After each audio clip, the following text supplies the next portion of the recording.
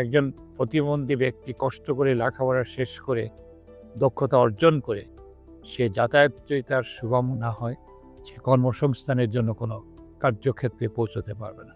তার এমপ্লয়মেন্ট প্লেসে তাকে যেতে হলে অ্যাক্সেসিবিলিটি থাকতে হবে, তারপরে তার এমপ্লয়মেন্ট দিতে হবে। মনসুর আহমেদ চৌধুরীর কাজ ও প্রতিবন্ধী ব্যক্তিদের নিয়ে ভাবনা। আজ যখন পেছন দিকে তাকাই, সবার মনে হয় একটা তৃপ্তি পাই আমি। এই 93 থেকে এই 2025 দীর্ঘ একটা সময় বাংলাদেশে প্রতিবন্ধিতা প্রতিরোধের কাজে আমি এখন সম্পৃক্ত রয়েছি। স্যার জনের প্রেরণা আমাকে সাংঘাতিক উৎসাহিত করেছিল। এই তখন ইম্প্যাক্ট ফাউন্ডেশন বাংলাদেশের সৃষ্টি হয়। আমি তার প্রতিষ্ঠাতা ট্রাস্টিদের একজন। ডক্টর জাওয়াল এবং আমি ধীরে ধীরে গড়ে তুলি এবং অনেক প্রকল্প নেই। আমাদের অত্যন্ত আলোচিত প্রশংসিত একটি প্রকল্প হচ্ছে ইম্প্যাক্ট জীবনতরী ভাসমান হাসপাতাল। এটা 1999 সালে 10ই এপ্রিল মাওয়া ঘাটে এটার উদ্বোধন হয়। ইতিমধ্যে 25 বছর পেরিয়ে গেছে এবং এই ভাসমান হাসপাতাল থেকে আমরা 4 ধরনের চিকিৎসা করি। বাংলাদেশে প্রতিবন্ধী ব্যক্তিদের অধিকার স্থাপন বা অধিকার আদায় এটা অত্যন্ত চ্যালেঞ্জিং আন্দোলন। আইন হয়েছে, আইনের আওতায় নীতি হয়েছে, জাতীয় প্রতিবন্ধী ব্যক্তিদের উন্নয়নের পরিকল্পনা সরকার গ্রহণ করেছে, কিন্তু তারপরেও কাজ এগোচ্ছে না কেন? সবচেয়ে বড় সমস্যাটা হচ্ছে মনোজগতের একটা ঘাটতি আছে, দৃষ্টিভঙ্গির একটা অভাব ঘটেছে।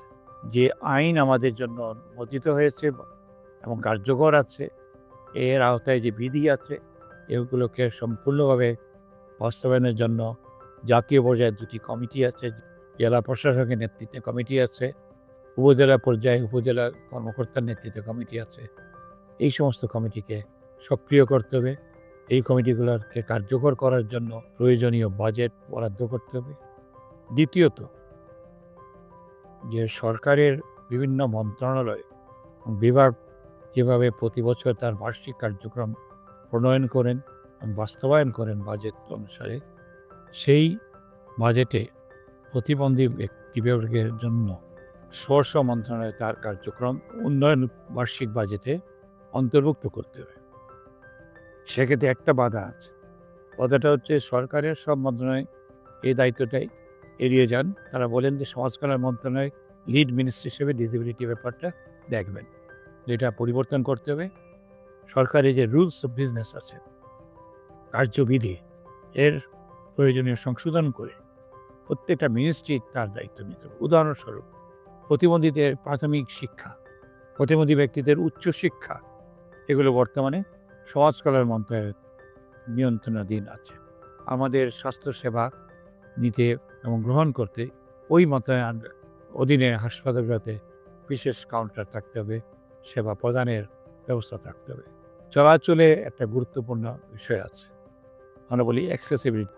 বাংলাদেশের অধিকাংশ রেলপথে যাত্রা করি আমরা যারা, সেই রেলপথে যাত্রার জন্য স্টেশনে ট্রেন দাঁড়িয়ে থাকে, সেখানে উঠতে গেলে যে সমস্যাটা হয়, যে হুইল চেয়ার যে ব্যবহার করেন, তার অনেক ট্রেনের দরজা এতটা ন্যারো থাকে, সংকীর্ণ থাকে, সেখানে হুইল চেয়ার নিয়ে সহজে উঠতে পারেন না, প্রবেশ করতে পারেন না। অনুরূপভাবে নদীপথে যাতায়াতের সময় নৌ টার্মিনালগুলোতেও এই অ্যাক্সেসিবিলিটির একটা সমস্যা আছে। তাই আমি স্ট্রংলি আবেদন রাখি যে সমতার কথা নিশ্চিত করতে হলে আমাদের অ্যাক্সেসিবিলিটিকে নিশ্চিত করতে হবে।